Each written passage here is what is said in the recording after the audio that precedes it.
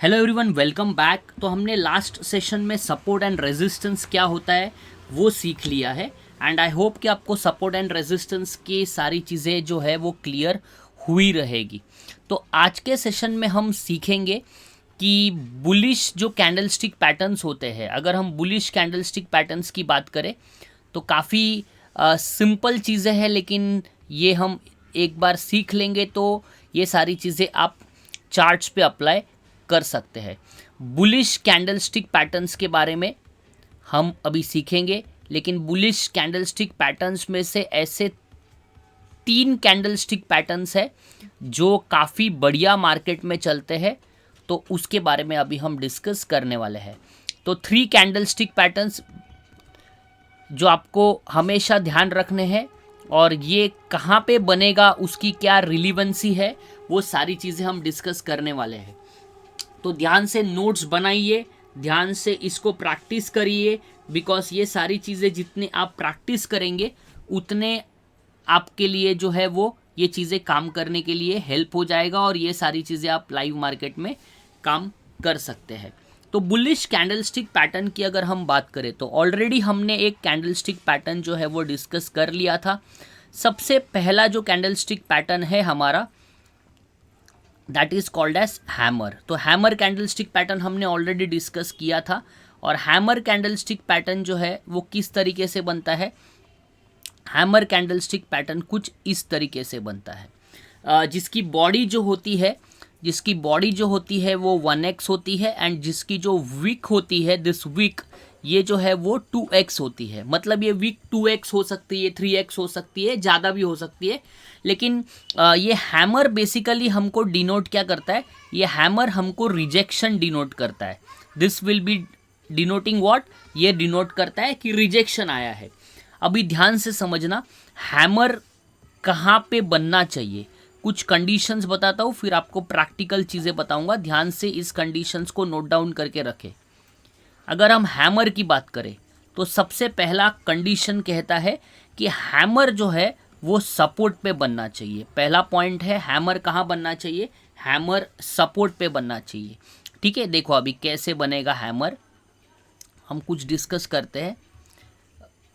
जैसे कि ऐसी रेड कैंडल्स जो है वो मार्केट में बन रही है, मार्केट जो है वो नीचे आ रहा है, ऐसी रेड कैंडल्स बन के मार्केट नीचे नीचे नीचे आ रहा है।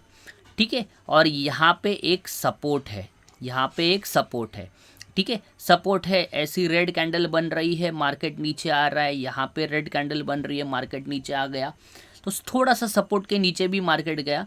फिर एक इस तरीके की कैंडल आई, फिर एक इस तरीके की कैंडल आई और जिसकी विक थी बड़ी, और ये इस तरीके का एक हैमर आपको देखने मिला। ठीक है, देखो अभी हम ये करेंगे, this is the body of the candle, this is the wick. अगर बॉडी की बात करें तो बॉडी हमारी 1x है एंड जो विक है हमारा वो 2x है, मतलब बॉडी से ज़्यादा विक होना चाहिए। तो ये जो कैंडल यहाँ पे बना है, what does this candle indicate, this indicates rejection in the market. ये रिजेक्शन है, मतलब क्या है कि if you see this area, यहाँ पे सेलर्स काफ़ी एग्रेसिव थे और ये मार्केट को नीचे लेके आ रहे थे एंड जैसे ही ये ग्रीन कलर की कैंडल यहाँ पे आई, वो ग्रीन कलर की कैंडल आपको रिजेक्शन दिख रही है। अभी आपके मन में क्वेश्चन आ सकता है कि ये कैंडल जो है वो ग्रीन कलर की ही होनी चाहिए क्या? ऐसा बिल्कुल भी नहीं है। तो सेकंड कंडीशन जो है, सेकंड कंडीशन आपको क्या याद रखना है, सेकंड कंडीशन आपको याद रखना है कि इसका जो कलर है वो मैटर नहीं करता। मतलब कलर रेड भी हो सकता है या कलर ग्रीन भी हो सकता है, कलर रेड भी हो सकता है या कलर ग्रीन भी हो सकता है, लेकिन वो हैमर बनना चाहिए और वो सपोर्ट के तरफ हैमर जो है वो बनना चाहिए। और जो हैमर का लो होगा वो लो जो होना चाहिए वो किसी भी प्रीवियस कैंडल का लो नहीं होना चाहिए। इसका मतलब अगर आपकी ये कैंडल की विक इतनी बड़ी है और उसके बाद ये हैमर बन रही है तो फिर कुछ मतलब नहीं है, फिर इस हैमर का वेटेज नहीं होगा। तो हमको देखना क्या है, हमको ये देखना है कि हैमर का जो लो रहेगा वो लो जो है वो प्रीवियस कैंडल के लो से नीचे का होना चाहिए। दैट इज़ द रूल जो आपको ध्यान रखना है। तो सपोर्ट जो है आपका, सपोर्ट पे हैमर बनना चाहिए। सेकंड कंडीशन कहता है हमारा कलर जो है हमारे लिए इम्पॉर्टेंट नहीं है, रेड भी कलर हो सकता है या फिर ग्रीन भी कलर हो सकता है, कोई भी कलर हमको चलेगा। फिर हम क्या करेंगे, इस हैमर के हाई के ऊपर बाय करेंगे, हैमर के लो के नीचे का स्टॉप लॉस हम फॉलो कर सकते हैं। तो ये हमारा ट्रेंड रिवर्सल सिस्टम जो होता है, ट्रेंड रिवर्स जो होता है, पहले यहाँ पे हमारा डाउन ट्रेंड था और जैसे जैसे जैसे यहाँ से फिर up trend up trend up trend start हो सकता है। तो this is one kind of confirmation which we can get. तो ये हमारा सबसे पहला बुलिश कैंडलस्टिक पैटर्न है जो आपको ध्यान रखना है और काफ़ी अच्छी तरीके से काम करता है, लेकिन आपको इसकी मैक्सिमम जो है वो प्रैक्टिस करनी पड़ेगी। और नंबर तीसरा रूल हमको क्या याद रखना है, जो भी इसकी बॉडी होगी, जो भी इसकी बॉडी होगी, ये अगर 1x है तो इसका जो विक होना चाहिए, विक कितना होना चाहिए, 2x होना चाहिए, 3x होना चाहिए, 4x होना चाहिए, डबल होना चाहिए। आप अगर यहाँ पे देखो तो दिस बॉडी इज स्मॉल, मतलब ये 1x है, तो ये जो नीचे का जो विक है ये 2x 3x 4x ऐसा होना चाहिए। और ये विक बड़ा, इसका मतलब क्या होता है, विक जितना बड़ा रहेगा उतना रिजेक्शन स्ट्रांग है। तो विक बड़ा है इसका मतलब रिजेक्शन स्ट्रांग है। ये हमारा पहला बुलिश कैंडलस्टिक पैटर्न, जो हमको 3 कैंडलस्टिक पैटर्न पढ़ने हैं, काफ़ी अच्छी तरीके से मार्केट में काम करते हैं, जिसका फर्स्ट कैंडलस्टिक पैटर्न का नाम है हैमर, जो हमने ऑलरेडी डिस्कस कर लिया था और मैंने डिटेल में आपको यहाँ पे बता दिया है। तो आगे बढ़ते हैं। सो हमारी जो सेकंड कैंडलस्टिक पैटर्न है जो आपको ध्यान से देखना है और उसका नाम है bullish engulfing candlestick pattern. Engulfing का मतलब है एक कैंडल दूसरे कैंडल को एंगल्फ कर रहा है। कैसे, मैं आपको बताता हूँ, ध्यान से सुनना। हम फिर से वही एग्जांपल लेंगे, जैसे कि मार्केट ऊपर से नीचे आ रहा है और रेड कैंडल बनाए जा रहा है, नीचे आ रहा है, नीचे आ रहा है, नीचे आ रहा है, और जैसे ही मार्केट अपने सपोर्ट के पास आता है, इस सपोर्ट के पास इस तरीके की रेड कैंडल बनती है और इस तरीके की रेड कैंडल बनने के बाद यहाँ पे एक ग्रीन कैंडल बनती है इस तरीके से। और ये ग्रीन कैंडल अगर हम देखें तो ये ग्रीन कैंडल ने इस कैंडल को एंगल्फ कर लिया है। मतलब ये जो ग्रीन कैंडल की जो बॉडी है, हमको वीक देखना ही नहीं है, समझो ये हमारी ग्रीन कैंडल है, ठीक है, ये हमारी ग्रीन कैंडल है, ये ऐसी ग्रीन कैंडल है और इसके पहले एक रेड कैंडल बनी, तो इस रेड कैंडल ने ऐसी बनी थी और इस रेड कैंडल को अगर हम इसके अंदर ले ले तो इसके अंदर समा जाएगी, that is called as engulfing. तो ग्रीन कैंडल के अंदर जब रेड कैंडल समा जाएगी तो this is called as engulfing. अभी इसके लिए कंडीशंस क्या होते हैं, कंडीशंस में सबसे पहली कंडीशन जो आपको याद रखनी है, ये जो एंगल्फिंग कैंडल है ये सपोर्ट के पास बननी चाहिए, पहला कंडीशन। दूसरा, अगर हम कंडीशन की बात करें तो इसका जो कलर है वो मैटर करता है और इसका कलर हमेशा ग्रीन होना चाहिए। कौन सा कलर होना चाहिए इसका, ग्रीन होना चाहिए। मतलब जो फर्स्ट कैंडल बनेगी, फर्स्ट कैंडल कौन से कलर की होनी चाहिए, रेड की होनी चाहिए, ये जो कैंडल है हमारी। और जो सेकंड जो कैंडल बनेगी जिसको हम एंगल्फिंग कैंडल कहते हैं वो हमारी ग्रीन होनी चाहिए और ये ग्रीन कलर की कैंडल थोड़ी बड़ी होनी चाहिए और उसके बॉडी को अगर हम मैच करें तो उस बॉडी के अंदर पहले वाले कैंडल जो है वो समा जाएगी। अगर ऐसा होता है, इसके अंदर ही आ गई, तो that is called as engulfing. So ये हमको दो चीज़ें ध्यान में रखनी है और बॉडी टू बॉडी ही हमको मैच करना है। सपोर्ट के पास बननी चाहिए, कलर इसमें मैटर करता है, बिकॉज हैमर में मैंने आपको कहा कलर बिल्कुल भी मैटर नहीं करता है। तो ये हमको सपोर्ट के पास मिलने चाहिए।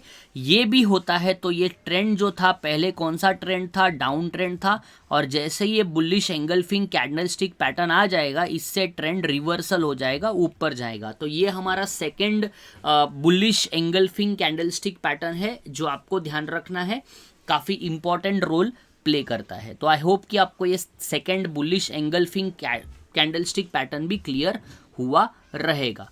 हम हमारे तीसरे कैंडलस्टिक पैटर्न में जाते हैं जो भी काफ़ी इंपॉर्टेंट है, और इस कैंडलस्टिक पैटर्न का नाम है that is called as bullish harami candlestick pattern.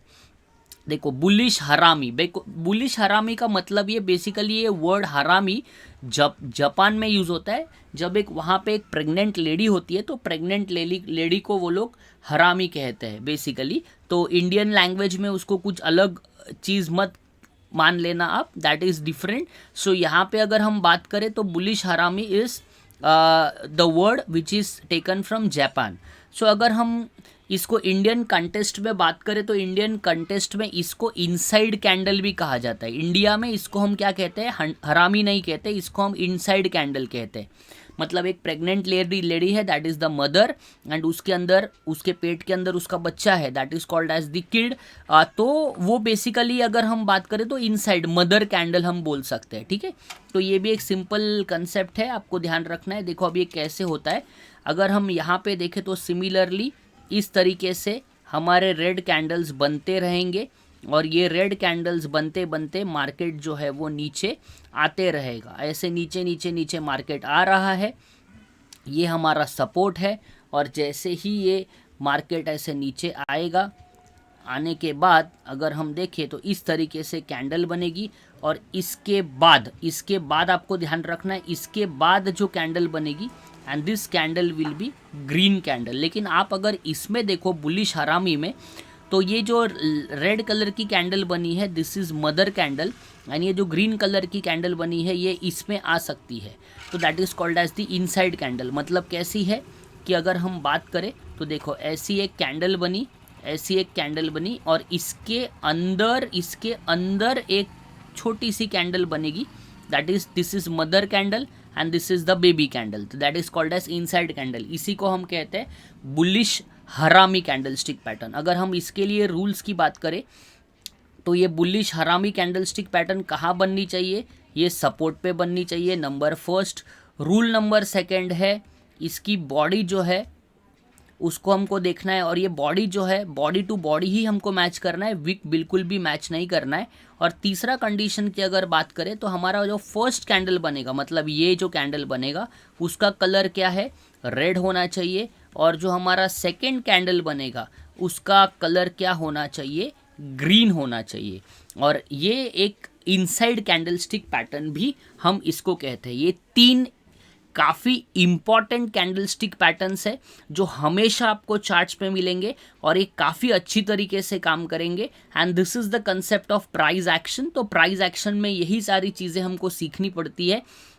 तो इस सेशन में हमने 3 कैंडलस्टिक पैटर्न्स सीखे जिसको हम रिवर्सल कैंडलस्टिक पैटर्न भी कहते हैं।